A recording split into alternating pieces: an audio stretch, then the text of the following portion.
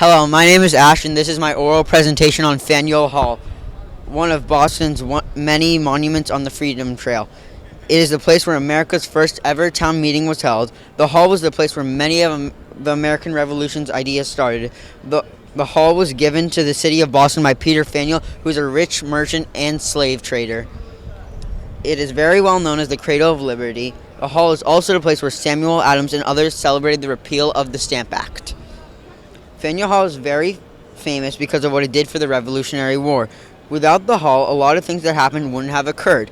For example, the meetings that were held were very critical at the time, like the protest against the Sugar Act. It was specifically named the Cradle of Liberty because of the service the hall served. The home for meetings and protests are right in Boston.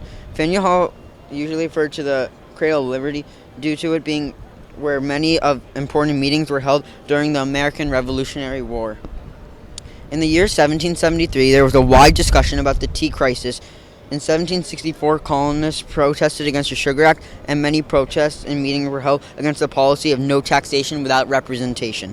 Faneuil Hall was also a place where, after the Boston Massacre, everyone flooded into the hall and had a discussion about what they could do to resolve things. Lastly, Faneuil Hall was a place for celebration in which they had succeeded and they had won against the British Parliament.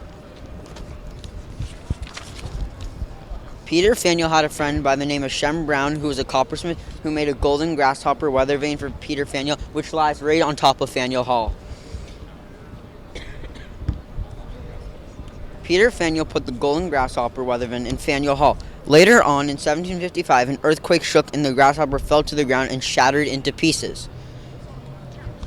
Boston selectmen voted for Shem Brown's son Thomas to fix it, which he did.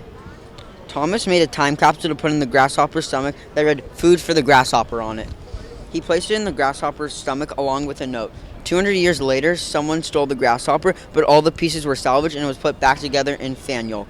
This time with a locking mechanism so it wouldn't get stolen. The Cradle of Liberty is also the place where John F. Kennedy's last campaign speech was held.